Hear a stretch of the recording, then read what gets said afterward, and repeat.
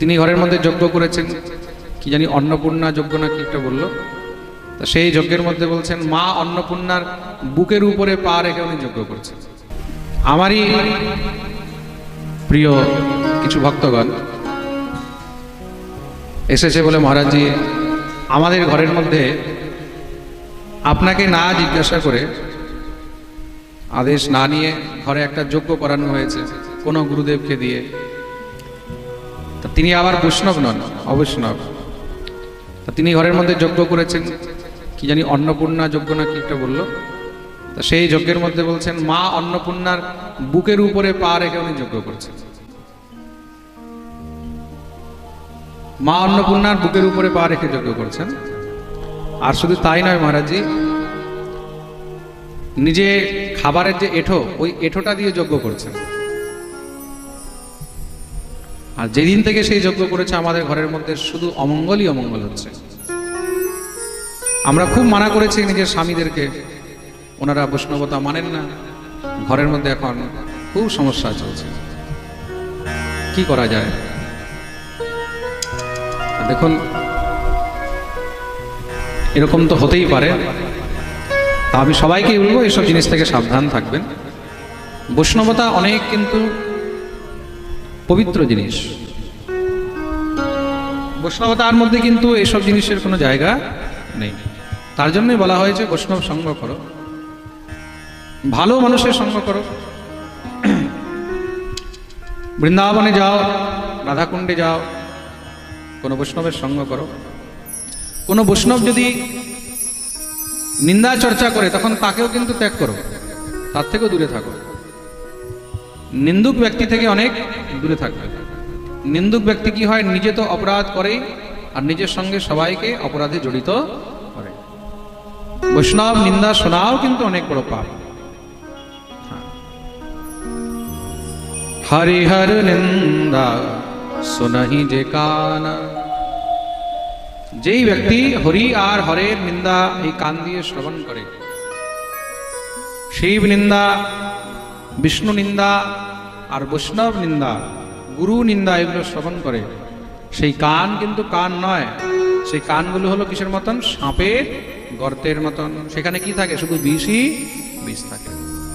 প্রেম সে বলো, জোর সে বলো, আরো জোরে, আরো জোরে, আরো জোরে, সবাই দুনো হাত তুলে জয় জয় শ্রী রাধে।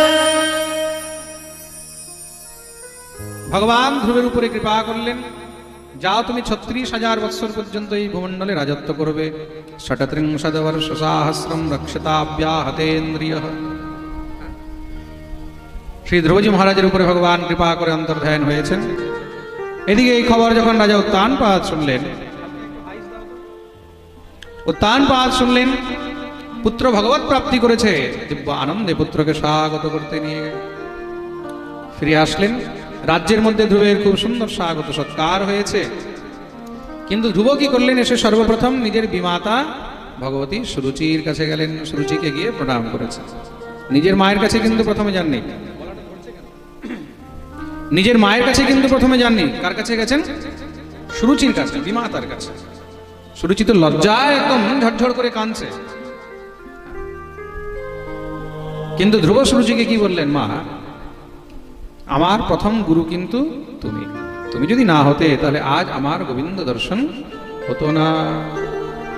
তা জীবনে কেউ যদি তোমাকে কষ্ট দিও ঠিক রাস্তায় নিয়ে আসে, কেউ যদি তোমাকে দুঃখ দিও ঠিক রাস্তায় নিয়ে আসে, ঠাকুরের কাছে নিয়ে যায়, তাহলে বুঝবে যে সে তোমার পরম বন্ধু।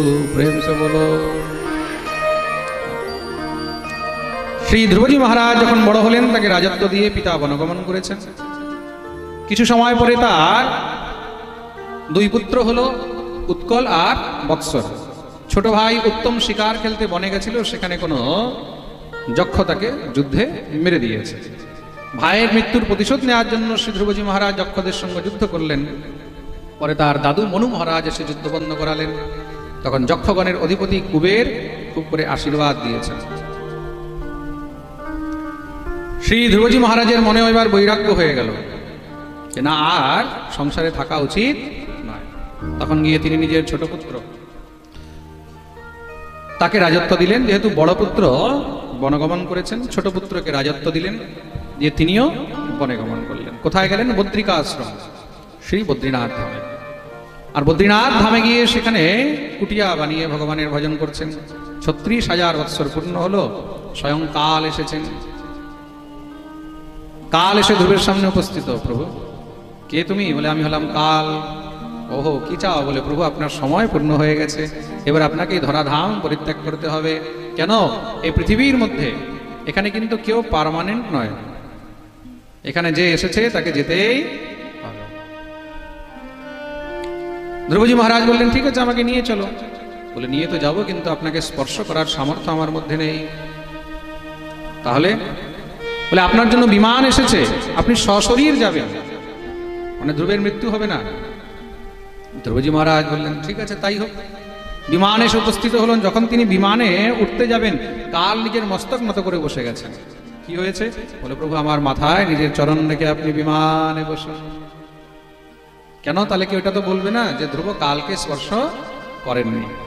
আমি আপনাকে স্পর্শ করতে পারবো না, কিন্তু আপনি তো আমাকে স্পর্শ করতে পারবেন। শ্রী ধ্রুবজি মহারাজ বিমানে উঠে বসলেন। ভগবান তাকে একটি আলাদা লোক দিয়েছে, যার নাম হলো ধ্রুবলোক। আর আজও শ্রী ধ্রুবজি মহারাজ সেই ধ্রুবলোকে বিরাজমান রয়েছেন। বলিয়ে ধ্রুবজি মহারাজ কি। এই ধ্রুবের বংশে পরম প্রতাপী রাজা হলেন অঙ্গ, তার পুত্র হয়েছে বেন। এই বেন এত অত্যাচারী ছিল, কেউ যদি যজ্ঞ করত, পুজো করত, মন্দির নির্মাণ করত, সঙ্গে সঙ্গে গিয়ে তাদেরকে হয় বধ করে দিত, না হলে কারাগৃহে বন্দী করে দিত। ঋষি মুনিগণ তখন কুপিত হয়ে অভিশাপ দিলেন, হান্যতাম হান্যতাম এষ পাপঃ প্রকৃতি দারুণ, মরে যাও তুমি। এই অভিশাপের কারণে তার মৃত্যু হয়ে গেল। বেনের যখন মৃত্যু হয়েছে, কোনো বেনের সন্তান ছিল না, কেউ আর রাজা হতে পারেনি, প্রজা উচ্ছৃঙ্খল হয়ে গেল। তখন ঋষিরা কি করলেন? বেনের সেই মৃতদেহকে মন্থন করলেন কাঁচা তেলের মধ্যে রেখে, মন্ত্র দ্বারা। তো মন্থন করার কারণে তার দেহের থেকে সর্বপ্রথম একটি কালো রঙের পুরুষ উৎপন্ন হলো। দেখুন, একটা কথা খুব মন দিয়ে শুনবেন। অনেকে এই জিনিসটাকে হয়তো ভাববে যে মন্থন করে কি করে পুত্র জন্ম হলো, শরীরকে মন্থন করে। মন্থন শব্দের অনেকগুলো অর্থ রয়েছে। মন্থন শব্দের অনেকগুলো অর্থ রয়েছে। যেই কোনো জিনিস, যে কোনো বিষয়, যে কোনো বস্তু নিয়ে মন্থন হয়। বস্তু নিয়ে মন্থন, বস্তু নিয়ে মন্থন, যেরকম আমরা দধি মন্থন করি, ওটা বস্তু। যে কোনো বিষয় নিয়েও তো মন্থন হয়। কোনো জিনিস নিয়ে আপনি চলছে, মনের মধ্যে মন্থন চলছে, তাই তো? বস্তু নিয়ে, বিষয় নিয়ে, যেই কোনো জিনিস নিয়ে মন্থন হয়। তো মন্থন শব্দের অনেক অর্থ রয়েছে। আপনারা যখন অমরকোষ পড়বেন, ভাষা সাহিত্য, তো ভাষা সাহিত্যের মধ্যে প্রত্যেকটি শব্দের কিন্তু অনেকগুলো অর্থ রয়েছে। মনে রাখবেন, কিন্তু একই শব্দ, একই শব্দের আলাদা আলাদা জায়গা, আলাদা আলাদা অর্থ রয়েছে। তো মন্থন শব্দের অনেক অর্থ রয়েছে। মন্থন শব্দের একটা অর্থ রিসার্চ। কোনো জিনিস নিয়ে আমরা মন্থন করছি মানে রিসার্চ করছি। এই কথাটা আজকে এই কারণে বললাম, অনেক সময় কি হয়, যারা বেশি সায়েন্স সায়েন্স চিল্লায়, তারা বলে এটা তো সায়েন্টিফিক্যালি কি করে হতে পারে। আচ্ছা, যারা সায়েন্টিফিক্যালি কোনো জিনিস চ্যালেঞ্জ করে, ওরা কিন্তু হিন্দু ধর্মকেই করে। হিন্দু ধর্ম ছাড়া, সনাতন ধর্মের গ্রন্থ ছাড়া অন্য যেই কোনো ধর্মে চলে যাও, তাদের গ্রন্থের মধ্যে সায়েন্সের সঙ্গে কোনো লেনাদেনাই নেই। আপনি যেই কোনো ধর্মে চলে যান, অন্যান্য ধর্মের গ্রন্থগুলোর মধ্যে তাদের বইয়ের সঙ্গে বিজ্ঞানের কোনো লেনাদেনা নেই। সব একদম কল্পনার উপরে তাদের বই, হাওয়া হাওয়াই কথা। আর ভারতীয় সনাতন সংস্কৃতির মধ্যে যত শাস্ত্র আছে, যত গ্রন্থ আছে, প্রত্যেকটি গ্রন্থ, প্রত্যেকটি শাস্ত্রের মধ্যে যত কথা আছে, সব বিজ্ঞানের উপরে আধারিত। এখানে আনসাইন্টিফিক্যালি কোনো জিনিসই নেই। আরে, খ্রিস্টান ধর্ম এসেছে 2000 বছর আগে। তার আগে কেউ জানতো পৃথিবী গোল না চ্যাপ্টা, না পৃথিবী লম্বা না সোজা? কেউ জানতো? জানতো না। ইসলাম ধর্ম এসেছে 1400 বছর আগে। ওরা বলতে পেরেছে পৃথিবী কিরকম? কিন্তু আমাদের সনাতন ধর্মে আজ থেকে 5000 বছর পূর্বের যে মন্দিরগুলো রয়েছে, সেই মন্দিরের মধ্যে আপনি বরাহ ভগবানের যখন দর্শন করবেন, তো বরাহ ভগবানের দাঁতের উপরে পৃথিবী কেমন লাগানো আছে? চ্যাপ্টা, লম্বা, কেমন আছে জোরে বলো। তা যখন ইসলাম ছিল না, যখন বুদ্ধিস্ট ছিল না, যখন এই খ্রিস্টান ধর্ম ছিল না, যখন ইহুদি ধর্ম ছিল না, তখন আমাদের ধর্মের মধ্যে বিজ্ঞান আগে থেকেই বলে দিয়েছে যে পৃথিবী কেমন। বিচার করে দেখুন ভারতীয় সনাতন সংস্কৃতি। আপনারা যখন ব্রিটেনে যাবেন, ব্রিটেনের মধ্যে ভারতের যত শাস্ত্র, যত গ্রন্থ আছে, সব কিন্তু সেখানে তাদের রিসার্চের জন্য অক্সফোর্ড ইউনিভার্সিটিতে রাখা আছে। ভারতীয় শাস্ত্র, ভারতীয় গ্রন্থকে তারা সবসময় রিসার্চ করেই যাচ্ছে। কেন? এখান থেকে সংসারের মধ্যে সেই সব বস্তু পাওয়া যাবে যা বস্তু সংসারে আছে, এগুলো আমরা দেখিনি, সেগুলোও কিন্তু এখানে বর্ণন রয়েছে। এই যে কথাটা হলো, তার দেহের মন্থন থেকে সন্তান উৎপন্ন হয়েছে। মানুষের মরে যাওয়ার পরেও কি সন্তান হয়? বলে হয়। কি দিয়ে হয়? এই কথাটা আজকে মানুষ বুঝবে, আজকে মানুষ জানবে। সেই তর্কটাকে আজকে ভাঙার জায়গা আছে। মানুষের জন্ম তার মৃত্যুর পরেও হতে পারে। কি দিয়ে? তার ডিএনএ দিয়ে তার সন্তান হতে পারে। কি দিয়ে? হ্যাঁ, তার ডিএনএ দিয়ে।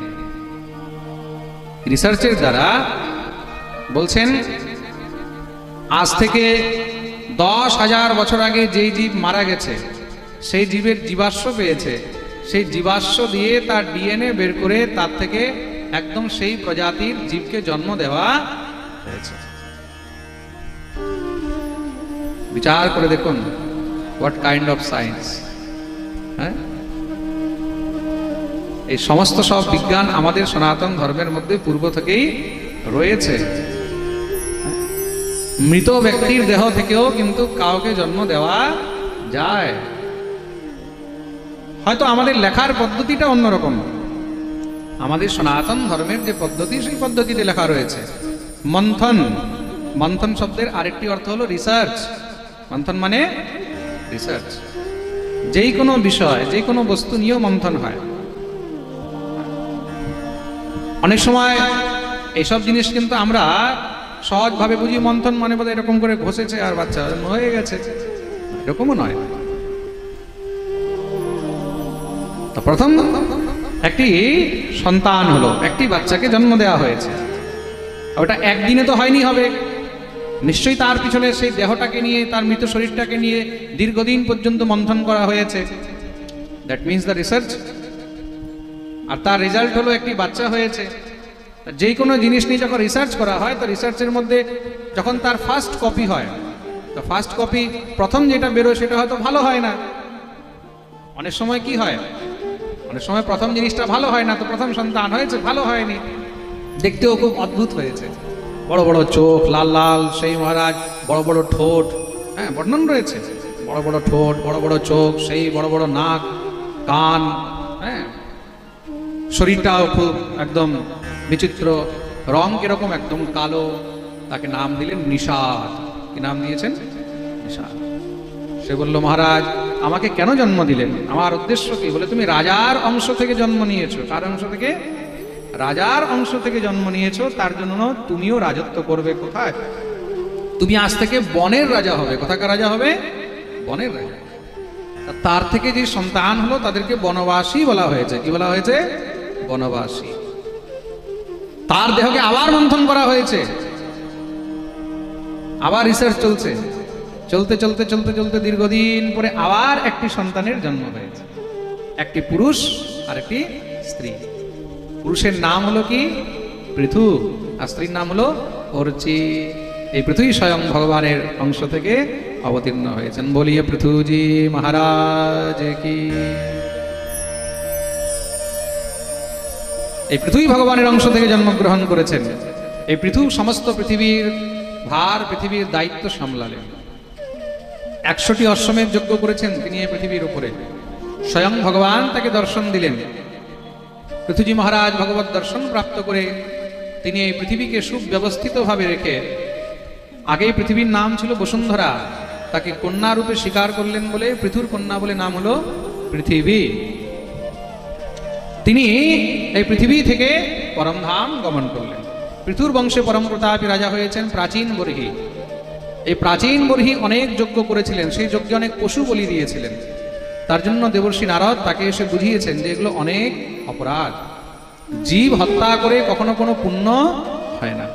হিংসাজন্যম চ পাপম চ লভতে নাত্র সংশয়ঃ योऽयं हन्ति सतं हन्ति चेति वेदोक्तमेव च। আপনি যখন হিংসা করবেন তো হিংসা করে কখনো কিন্তু কোনো পুণ্য সম্ভব নয়। হিংসা করে কখনো কিন্তু কোনো পুণ্য সম্ভব নয়। তার জন্য আপনার যজ্ঞ, আপনার সাধনা কেমন হওয়া উচিত? অহিংসাত্মক হওয়া উচিত। কেমন হওয়া উচিত? অহিংসা। তার মধ্যে যেন হিংসা না থাকে, তার মধ্যে যেন কোনো হিংসা না থাকে। তাহলে কি করবে? বলে হরিনাম করো, হরির ভজন করো। পুরঞ্জন উপাখ্যানের বর্ণন শ্রবণ করালেন।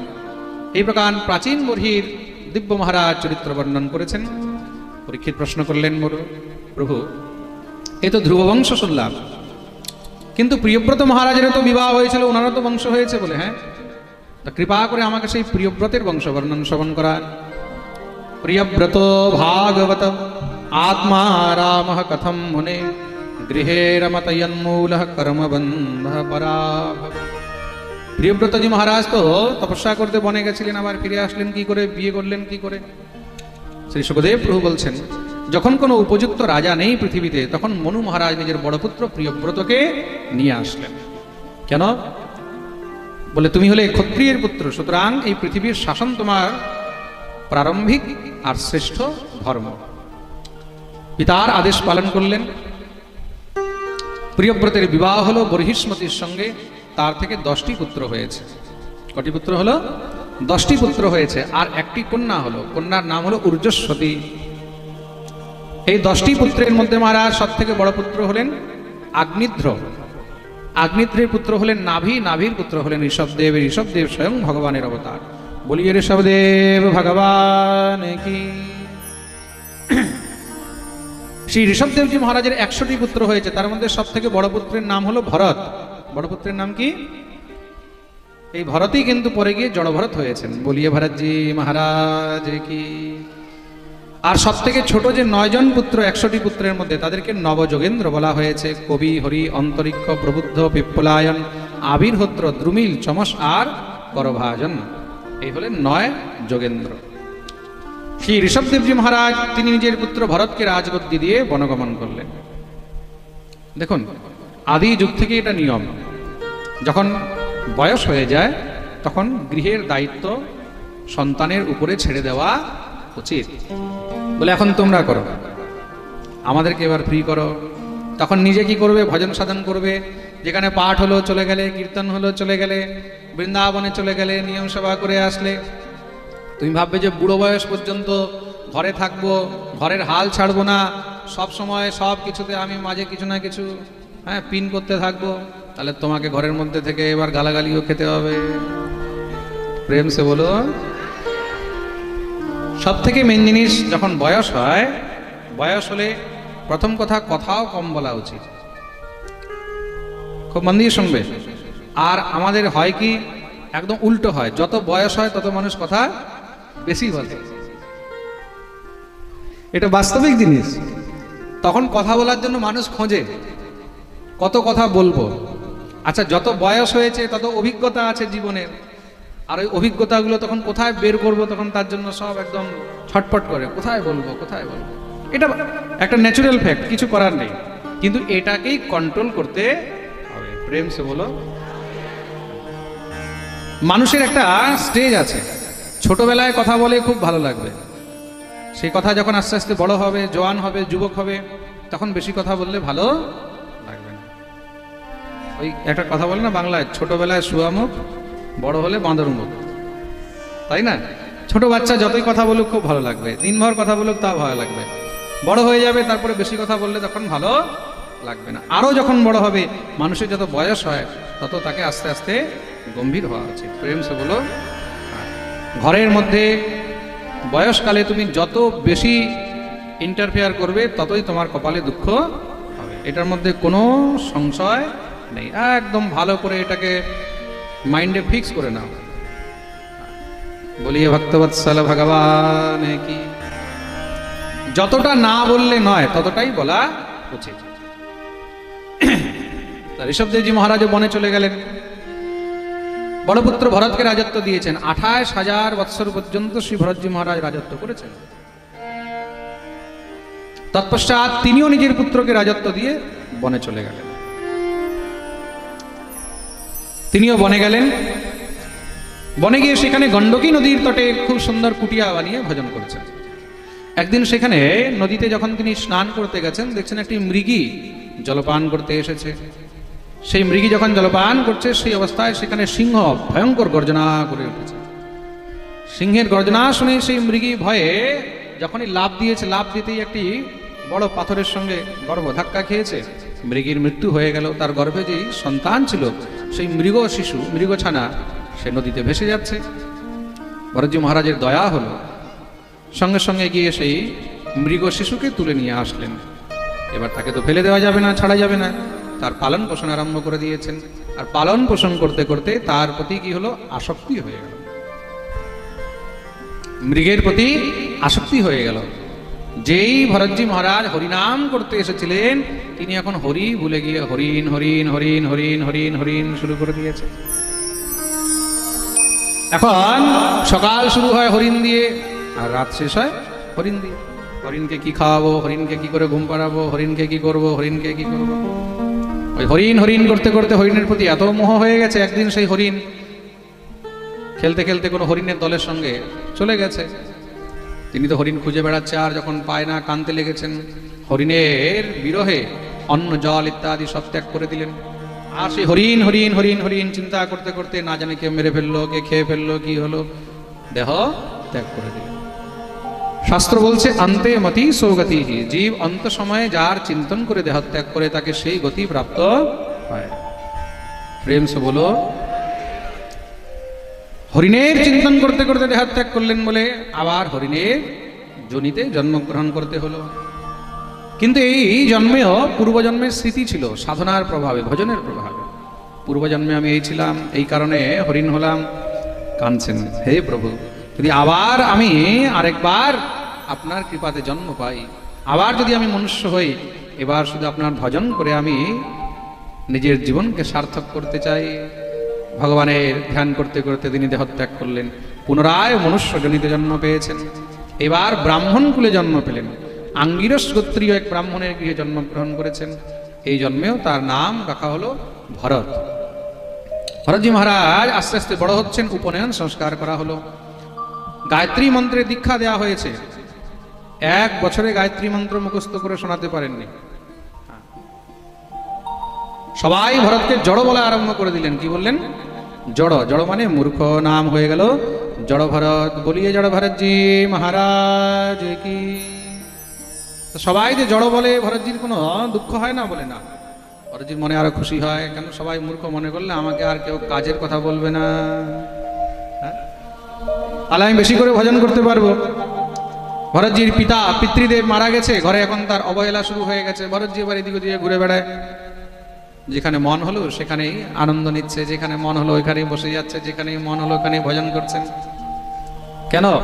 যে আনন্দ ভজনের মধ্যে আছে, যে আনন্দ চারদিকে ঘুরে ফকিরের মতন থাকলে আছে, সে আনন্দ রাজমহলেও নেই, সেই আনন্দ সুখের মধ্যেও নেই। তার জন্য তিনি এটাই বেছে নিয়েছেন, ঘুরে বেড়ান, যেখানে মন লাগে সেখানেই মহারাজ বসে যায়, সেখানেই মহারাজ কিছু পেলো, খেয়ে নিল, সেখানেই ঘুমিয়ে গেল। তার জন্যই তো শ্রী কবিরদাস মহারাজ বলেছেন না, মন লাগা মেরা यार फकीरी में, मन लागा मेरा यार फकीरी में, मन लागा मेरा यार फकीरी में, मन लागा मेरा यार फकीरी में। जो सुख पायो राम भजन में, जो सुख पायो राम भजन में, जो सुख पायो राम भजन में, जो सुख पायो राम भजन में, सो सुख नाही अमीरी में, लागा मेरा यार फकीरी में, मन लागा मेरा यार फकीरी में।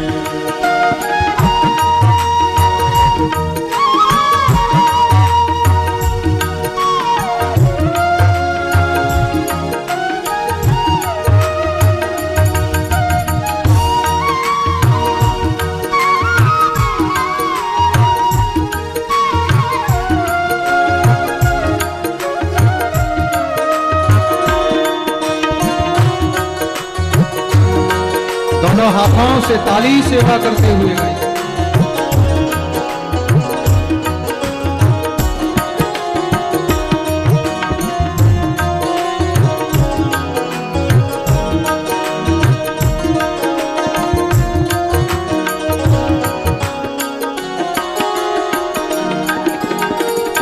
हाथ में माला बगल में सोटा, हाथ में माला बगल में सोटा, हाथ में माला बगल में सोटा, हाथ में माला बगल में सोटा, चारों दिशा जगीरी में, मन लागा मेरा यार फकीरी में, मन लागा मेरा यार फकीरी में। हाथ में माला बगल में सोटा। आहा, আপনি হয়তো আপনার ঘরের মালিক, আমি হয়তো আমার ঘরের মালিক, কিন্তু যারা ফকির, যারা সাধু, যারা সন্ন্যাসী, কিচ্ছু নেই তার কাছে, হাতে একটা মালা, বগলে একটা ঝোলা, একটা লাঠি, কিন্তু সে মালিক কোথাকার? চারো দিশা জাগিরি মে, সে চারো দিশার মালিক, সম্পূর্ণ সংসারের মালিক। সে যেখানে যাবে সেখানেই তার স্থান। मन लागा मेरा यार फकीरी में, मन लागा मेरा यार फकीरी में, लागा मेरा यार फकीरी में। भला बुरा सबका सुन लीजिए, भला बुरा सबका सुन लीजिए, भला बुरा सबका सुन लीजिए, भला बुरा सबका सुन लीजिए। कर गुजरा जो गरीबी में, मन लागा मेरा यार फकीरी में, मन लागा मेरा यार फकीरी में।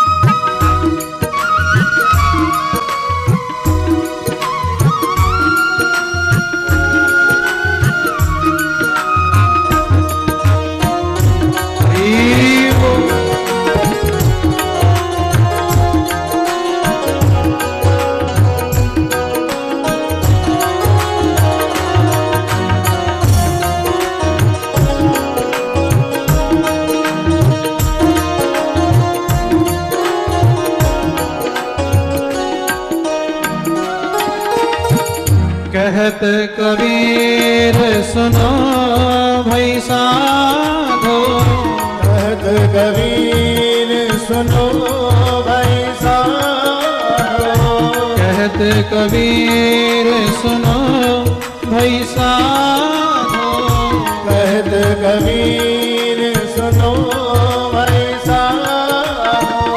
साहब मिले मजबूरी में मन लगा मेरा यार फकीर में मन लगा मेरा यार फकीर में मन लगा मेरा यार फकीर में मन लगा मेरा यार फकीर मन लगा मेरा यार मन लगा मेरा यार मन लगा मेरा यार फकीर। जो सुख पायो राम भजन में जो सुख पायो राम भजन में सो सुख नाही अमीरी में मन लगा मेरा यार फकीर में मन लगा मेरा यार फकीर में। जो सुख पायो राम भजन में सो सुख नाही अमीरी में। শ্রী ভরতজি মহারাজ আনন্দে ঘুরে বেড়াচ্ছেন। একদিন কি হয়েছে, সেখানে জঙ্গলের মধ্যে কোনো ভীল রাজার এখানে অমাবস্যা রাত্রিতে মা ভদ্রকালীর সম্মুখে নরবলি দেওয়া হয়। আগেকার দিনে নরবলিও হতো, এই বাংলার মধ্যেও নরবলি হতো।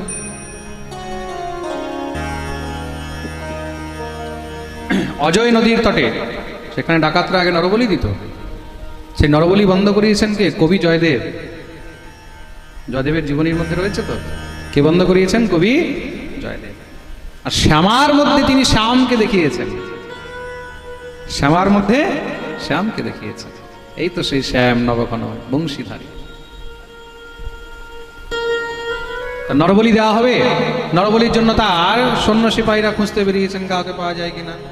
এখন খুঁজতে খুঁজতে মহারাজ আমাদের ভরতজি মহারাজকে পেয়ে গেছেন। ভরতজি বসে বসে কীর্তন করছেন, মন লাগা মেরা यार ফকিরি। শ্রী ভরতজি মহারাজ কীর্তন করছেন, जो सुख पायो राम भजन में राम राम राम राम। বুঝে গেছেন এত কোনো ভক্ত, আর ভক্তকে অনেক সহজেই ফাঁসানো যায়, ভক্তকে অনেক সহজেই কিন্তু ঠকানো যায়। চলে গেলেন, মহারাজ আপনাকে তো কোনো রাম ভক্ত মনে হচ্ছে। বলে হ্যাঁ হ্যাঁ। বলে রামজিকে দেখেছো? বলে দেখি তো। কি বলছো? চলো তোমাকে রামজিকে দেখিয়ে নিয়ে আসি। শুনেই তো ভরতজি মহারাজ একদম আনন্দে উন্মত্ত হয়ে সঙ্গে সঙ্গে চলতে লাগলেন। চলো নিয়ে গিয়ে সুন্দর করে মহারাজ উপস্থিত হয়ে ভরতজি মহারাজকে নানা রকম ফল মূল ইত্যাদি অর্পণ করেছেন। খাইয়ে দাইয়ে স্নান টান করিয়ে সুন্দর সুন্দর বস্ত্র আভূষণ অলঙ্কার ইত্যাদি ধারণ করিয়ে মা ভদ্রকালীর সম্মুখে নিয়ে গিয়ে উপস্থিত হলেন। যখনই মা ভদ্রকালীর সামনে নিয়ে গেছেন, সেখানে গিয়ে কি দেখছেন? সেখানে সেই সামনে জল্লাদ হাতে খড়গ নিয়ে দাঁড়িয়ে আছে। ওহো, বুঝে গেলেন এ তো রামজির সঙ্গে দেখা করাবার জন্য নয়, সোজা রামজির কাছে পাঠাবার জন্য নিয়ে এসেছে। ভরতজি মা ভদ্রকালীর সম্মুখে গিয়ে উপস্থিত হলেন। দোনো হাত জোড় করে মা ভগবতী ভদ্রকালীকে প্রণতি নিবেদন করলেন। শরণাগত দীনার্থ পরিত্রাণ পরায়ণে সর্বস্যারতি হরে দেবী নারায়ণী নমস্তুতে। হে মা, তুমি তো নারায়ণী, त्वं वैष्णवी शक्तिरनंत वीर्या। তুমি তো পরম বৈষ্ণবী, তুমি তো জগন্মাতা। या देवी सर्वभूतेषु मातृरूपेण संस्थिता नमस्तस्यै नमस्तस्यै नमस्तस्यै नमो नमः। সমস্ত জগতের প্রত্যেকটি জীব তো তোমার সন্তান। হে মা, যদি এই সন্তানের রক্ত দেখে তুমি আনন্দ পাও, এরা আমাকে পরে বলি দেবে, আমি আগেই নিজেকে তোমার চরণে উৎসর্গ করে দিলাম। বলে যখনই মাথা নত করে মা ভগবতীর সম্মুখে প্রণাম করলেন, জল্লাদ খড়গ নিয়ে মারতে উদ্যত হয়েছে। সঙ্গে সঙ্গে মা ভদ্রকালী সেখানে মূর্তি ভেঙে প্রকট হয়ে গেলেন। হাতে খড়গ নিয়ে যত কোপ ভিল ছিল সবার মাথা কেটে কেটে এক এক করে গোবিন্দায় নমঃ দেখতেই দেখতে মহারাজ সব শেষ করে দিলেন। মা ভদ্রকালীর এই রূপ দেখে শ্রী ভরতজি মহারাজ তিনি আশ্চর্য হয়ে গেলেন, জয় জয়কার করতে লেগেছেন। বলিয়ে ভদ্রকালী মাইয়া কি জয়। মায়ের চরণে পড়লেন। মা আজ তুমি আমার জন্য এত বড় কৃপা করলে, কিন্তু আজ থেকে আগেও তো তোমার সামনে অনেক বলি হয়েছে, তুমি তো কোনোদিন এইভাবে তাদের রক্ষা করনি। মা বললেন, আজ থেকে আগে তোমার মতন এমন হরিভক্ত, এমন কৃষ্ণ ভক্ত, এমন বৈষ্ণব তো আমার সামনে পড়েনি। তাহলে কি মা এই বলি দিয়ে তুমি প্রসন্ন হও? মা ভগবতী বললেন, কখনো নয়। আমি বলিতে প্রসন্ন হই কার? দুষ্টদের। কার? দুষ্টদের। যারা অসুর, সেই অসুরদের আমার সামনে যখন বলি দেওয়া হয় তখন আমি প্রসন্ন হই। কিন্তু যখন কোনো ভক্ত, কোনো নিরীহ জীব, তাকে আমার সামনে বলি দেওয়া হয় তখন আমি প্রসন্ন, তখন আরো আমার অন্তর থেকে তার জন্য অভিশাপ বেরোয়। প্রেম সে বলো। আজ শ্রী ভরতজি মহারাজ জানলেন যে ভগবত ভক্তির কতটা মহিমা, কতটা কৃপা। আজ যদি তিনি হরিভক্ত না হতেন, মা রক্ষা করতেন? এই তুলসীর মালার অনেক দাম আছে, মনে রাখবে। কেন? আমাদের মালিক সবসময় আমাদের দিকে তাকিয়ে রয়েছে। এটা আমাদের মালিকের স্ট্যাম্প। এটা কি মালিকের স্ট্যাম্প? সে জানে যে এটা আমার, এটাকে আমার। আর যখন তার উপরে কোনো প্রকারের কোনো বিপত্তি আসবে তখন মালিক কি করবে? সঙ্গে সঙ্গে তা রক্ষা করবেই করবে। তার জন্য জীবনে মালিকের শরণাগতি নিয়ে থাকো। অনেকে মনে করে আমরা স্বতন্ত্র থাকলে বোধহয় বেশি ভালো থাকবো, তাই তো? অনেকে মনে করে মা বাবা না থাকলে ভালো হতো, আমরা যা ইচ্ছা তা করতে পারতাম, যা ইচ্ছা তা বলতে পারতাম, তাই তো? মনে রাখবে, যতদিন মা বাবা আছে তুমি কিন্তু অনেক ভালো আছো। তোমার মাথার উপরে ছাদ আছে। যেদিন মা বাবা থাকবে না সেদিন তুমি উচ্ছন্নে চলে যাবে। প্রেম সে বলো। মাতা পিতা আছে মানে ছাদ আছে। বিপত্তি অত সহজে তোমার ঘাড়ে পড়বে না। অনেকে ভাবে বোধহয় স্বামী না থাকলেই ভালো হতো, আমি যেখানে যাচ্ছি আমাকে বাধা দিত না, যা করছি কেউ কিছু বলতো না। মনে রাখবে, স্বামী আছে বলে তুমি সুরক্ষিত আছো। যেদিন সে থাকবে না সেদিন বুঝতে পারবে। স্বতন্ত্রতা মনে হয় বোধহয় খুব ভালো, কিন্তু মনে রাখবে এই স্বতন্ত্রতা জীবনকে নষ্ট করে। সে যেই হোক, প্রত্যেক ব্যক্তির উপরে কোনো না কোনো মালিকের হাত থাকতেই, কোনো না কোনো গার্জিয়ানের হাত থাকতেই হবে। সে চাহে পুরুষ হোক, চাহে সে নারী হোক, তার উপরে যতক্ষণ পর্যন্ত কোনো মালিকের হাত থাকবে না, যতক্ষণ পর্যন্ত কোনো গাইডেন্স থাকবে না, ততক্ষণ পর্যন্ত তুমি কিন্তু সুরক্ষিত থাকবে না। না হলে তোমাকে বিপত্তির মধ্যে কেউ বাঁচাতে আসবে না। প্রেম সে বলো। কচ্ছপ মনে করে বোধহয় আমার গায়ের উপরে কত বোঝা আছে, তাই তো? মনে করে আমার গায়ের উপরে কত বোঝা আছে। এই যে কবচটা থাকে, খোলটা, কত ভারী খোল, তাই তো? কিন্তু মনে রাখবে, যখনই কচ্ছপকে কেউ ধরতে যায়, খেতে যায়, মারতে যায়, ওই খোলটাই কিন্তু তাকে বাঁচায়, ওটাই তাকে রক্ষা করে। আর সেই খোলটা যদি খুলে দেওয়া হয় তাহলে কি হবে? যে সে কচ্ছপকে ধরে সঙ্গে সঙ্গে শেষ করে দেবে। প্রেম সে বলো। তদ্রূপ হলো এই জীবন। আমাদেরকেও কিন্তু মালিকের শরণাগতি নিয়েই থাকা উচিত। গুরুর শরণাগতি নিয়ে থাকো, গোবিন্দের শরণাগতি নিয়ে থাকো, মাতা পিতার শরণাগতি নিয়ে থাকো। আর যে স্ত্রীর বিবাহ হয়েছে সে নিজের স্বামীর শরণাগতি নিয়ে থাকবে, মনে রাখবে। কিন্তু স্ত্রীর একমাত্র শরণাগতি হলো কে? স্বামী। আর বাকি যারা আছে মাতা পিতার শরণাগতি নিয়ে থাকবে, গুরুর শরণাগতি নিয়ে থাকবে, ইষ্টের শরণাগতি নিয়ে থাকবে। একবার কি হয়েছে, কোনো মালিকের গরু ঘাস খেতে খেতে জঙ্গলে একটু দূরে চলে গেছে, অনেক দূরে। অনেক সময় হয় না, ঘাস খেতে খেতে এদিক থেকে ওদিক গরুগুলো 1 কিলোমিটার, 2 কিলোমিটার, 4 কিলোমিটার, 5 কিলোমিটার চলে যায়। হঠাৎ করে মহারাজ তার পিছনে বাঘ তাকে দেখে ধাবা দিয়েছে। বাঘ যখন ধাবা দিয়েছে, গাভীটাও এখন ভয় পেয়ে গেছে, গরুটাও দৌড়াচ্ছে। দৌড়াতে দৌড়াতে মহারাজ আর যখন কোনো উপায় পাচ্ছে না, সামনে দেখেছে একটা অনেক বড় জলজলা জায়গা, ওটা ওখানে ঝাঁপ দিয়ে দিয়েছে। আসলে সেটা ছিল দলদল। ওখানে যখন পড়েছে, এদিকে বাঘও পিছনে ঝাঁপ দিয়ে দিয়েছে। এখন বাঘও ঝাঁপ দিয়েছে, গরুও ঝাঁপ দিয়েছে। আস্তে আস্তে বাঘ নড়চড় করে বেরোতে পারে না, গরুও নড়চড় করে বেরোতে পারে না। দেখতে দেখতে দেখতে দেখতে এবার বৈকাল হয়ে গেছে, সন্ধ্যা হতে লেগেছে। যখন সন্ধ্যা হতে লেগেছে তখন গরুটা হাসছে। গরুটা হাসছে, বাঘটা বলছে তোর কি মাথা খারাপ হয়ে গেছে, তুই হাসছিস? এখানে তো তুইও মরবি আমিও মরবো। গরু বলছে আমি মরবো না। কেন? বলে তোর কোনো মালিক আছে, আগে বল তোর কোনো মালিক আছে? বলে আমার আবার কিসের মালিক, আমি তো বাঘ। আমি বললাম বাঘ, বাঘের আবার কোনো মালিক? আমাকে মালিকের দরকার নেই। বলে আমার মালিক আছে, আমার মালিক আছে। আমার মালিক যখন আমাকে খুঁজে পাবে না তখন খুঁজতে খুঁজতে আসবে, আর যখন খুঁজতে খুঁজতে এখানে আসবে সে আমাকে এখান থেকে বের করে বের করে নিয়ে যাবে। দেখতে দেখতে কিছুক্ষণের মধ্যেই তার মালিক খুঁজতে খুঁজতে চলে এসেছে, এসে সঙ্গে সঙ্গে নিজের গরুকে সেখান থেকে বের করে নিয়ে গেছে। যার মালিক ছিল সে বেঁচে গেল, আর যার মালিক নেই সে সেখানেই শেষ হয়ে গেল। প্রেম সে বলো। তদ্রূপ হলো এই জীবন। শ্রী ভরতজি মহারাজ আজকে দেখতে পারলেন যে গোবিন্দের কৃপা কি হয়, ঠাকুরের শরণাগতি নিয়ে থাকলে কি হয়। বলিয়ে ভরতজি মহারাজ কি।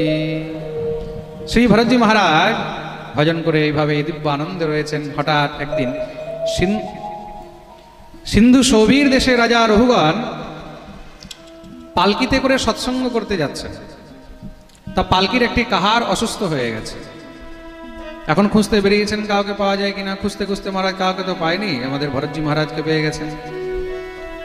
শ্রী ভরতজি মহারাজ বসে ভজন করছেন, তাকে ধরে নিয়ে গেলেন। চলুন চলুন, আমাদের রাজা পালকিতে বসে আছে, কাহার আমাদের একজন অসুস্থ হয়ে গেছে, একটু তুমি সহযোগ করে দেবে। ভরতজি দেখলেন রাজার সেবা করা তো প্রজার কর্তব্য, চলো।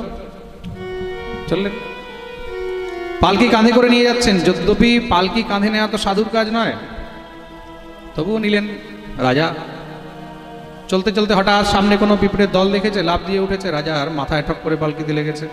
রাজা ক্রুদ্ধ হয়ে গেলেন। কে? বাকিরা উত্তর দিয়েছে মহারাজ আমরা নই, ওই যে নতুন কাহার এসেছে সে এইভাবে চলছে, তাকে বোঝাও তার ঘাড়ের উপরে কে আছে সে জানে না। তারা বোঝাচ্ছে, জানো সিন্ধু সৌবীর দেশের রাজা, তুমি সাবধানে চলো, রাজা আর লেগেছে। ও আচ্ছা আচ্ছা। আবার চললেন, চলতে চলতে আবার সামনে পিঁপড়ের দল থেকে আবার লাফ দিয়েছে, লাফ দিতে আবার মাথায় ঠক করে লেগেছে। রাজা আবার ক্রুদ্ধ হলেন। ক্রুদ্ধ হয়ে তখন রাজা আবার গর্জনা করলেন, কে দুষ্ট, যায় না আমি কে? একটু উকি দিয়ে দেখলেন, যখন উকি দিয়ে দেখছেন ভালো হষ্টপুষ্ট মানুষ, এবার একটু ব্যঙ্গ করলেন। ওহো, দেখেই তো মনে হচ্ছে বোধহয় শরীরের মধ্যে কোনো জোর নেই, হয়তো কিছুক্ষণের মধ্যেই মরে যাবে, আর যদি না মরে তাহলে আমি দণ্ড দিয়ে মেরে দেব। শ্রী ভরতজি মহারাজ তখন উত্তর দিলেন, ত্বয়োদিতম ব্যক্তম অভিপ্রলব্ধম ভর্তোষ্যমে স্যাদ্যদি বীরভারঃ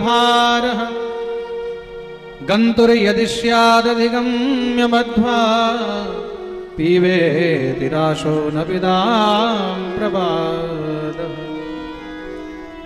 মহারাজ, আপনি কাকে ব্যঙ্গ করছেন?